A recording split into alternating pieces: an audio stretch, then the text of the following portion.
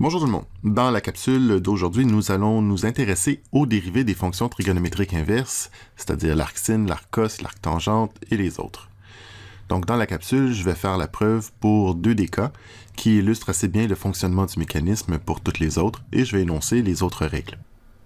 Ce dont je vais avoir besoin aujourd'hui pour effectuer ces calculs, ce sont les dérivés des différentes fonctions de base. Donc la dérivée de sinus me donne cosinus de x, la dérivée de cosinus me donne moins sinus de x, la dérivée de tangente me donne sécante carré, la dérivée de cotangente moins cosécante carré, la dérivée de sécante me donne sécante tangente, et finalement la dérivée de cosécante moins cosécante de x, cotangente de x.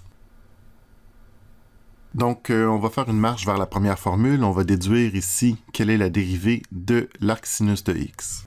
Ok, je vais représenter ici l'arc sinus dans un triangle. Donc, dans le fond, soit h de x qui est égal à l'arc sin de x. Ce h de x-là, dans le fond, c'est quoi? Ben, c'est un angle qui est représenté dans le triangle ici, puis l'angle varie en fonction du x.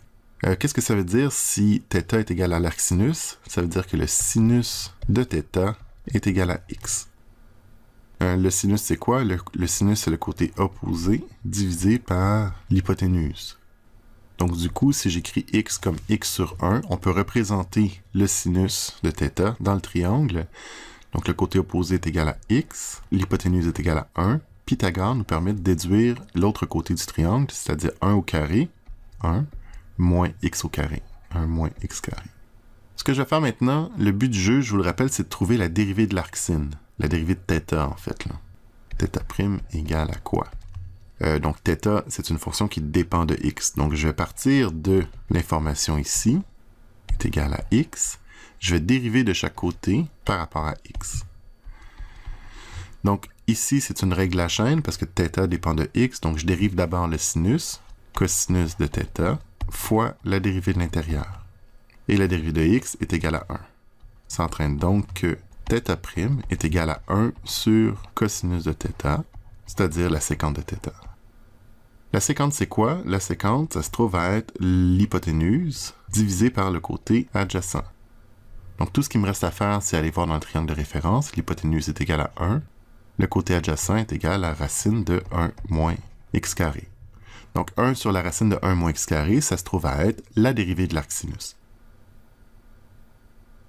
Donc, deuxième formule, je vais calculer maintenant la dérivée de l'arc sécante. Donc, je vais faire exactement comme tantôt. En fait, au lieu de l'appeler h de x, je vais l'appeler θ parce qu'on y pense comme un angle, avec l'angle qui change en fonction du x. Qu'est-ce que ça dit? Ça dit que la sécante de θ est égale à x. La sécante, ça se trouve à être l'hypoténuse divisée par l'adjacent. Donc, encore une fois, je vais créer le x comme x sur 1. Donc, l'hypoténuse est égale à x. L'adjacent est égal à 1. Pythagore nous enseigne que le côté opposé est égal à l'hypoténuse au carré moins 1 au carré. Super, donc je vais repartir de ça. Sécante de θ égale à x. Puis on va la dériver de chaque côté. Encore une fois, le but du jeu, c'est de trouver θ'. Donc encore une fois, du côté gauche, je me trouve à avoir une règle de la chaîne qui va s'appliquer parce que le θ dépend de x. Donc la dérivée de sécante, c'est sécante θ tangente θ fois la dérivée de l'intérieur, θ'. Est égal à la dérivée de x qui est 1. Ça entraîne quoi? Ça entraîne que θ' est égal à 1 sur sécante de θ tangente de θ. 1 sur la sécante de θ, on le sait déjà, la sécante de θ c'est x. Et puis sinon la tangente de θ, la tangente de θ se trouve à être le côté opposé divisé par le côté adjacent, racine de x carré moins 1 sur 1. C'est-à-dire 1 sur x fois la racine de x carré moins 1. Ceci se trouve à être la dérivée de l'arc sécante. Alors, je vais énoncer ici les 6 formules de dérivation des fonctions trigo-inverses. Elles se prouvent toutes de la même façon en représentant un triangle de référence, l'angle dans un triangle de référence, en dérivant implicitement, ça fonctionne tout de la même façon. Donc, la dérivée de l'arc sin, ce qu'on a prouvé, c'est 1 sur la racine de 1 moins x carré. La dérivée de l'arc cos, moins 1 sur la racine de 1 moins x carré. La dérivée de l'arc tangente, 1 sur x carré plus 1. La dérivée de l'arc cotangente, moins 1 sur x carré plus 1. La dérivée de l'arc sécante, 1 sur x fois la racine de x carré moins 1. Et finalement, la dérivée de l'arc cosécante, moins 1 sur x fois la racine de x carré moins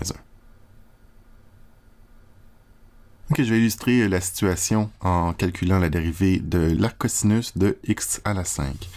Ce qu'on vient de voir, c'est que la dérivée de l'arc cos de x se trouve à être moins 1 sur la racine de 1 moins x au carré. Donc ici, ce qu'il va falloir que j'applique, c'est la règle de la chaîne. Donc l'arc cos de x à la 5, la dérivée, c'est quoi? C'est moins 1 sur racine de 1 moins x à la 5 au carré fois la dérivée de l'intérieur. Donc ça me donne moins 5x à la 4 sur la racine de 1 moins x à la 10. Super, donc aujourd'hui on a présenté un peu ce qu'on allait faire avec les différentes dérivées de fonctions trigonométriques inverses. On a prouvé 2 règles, la première l'arc sinus, la deuxième l'arc sécante. On a énoncé les 6 règles de dérivation qu'on a illustrées finalement à l'aide d'un exemple. Voilà, merci.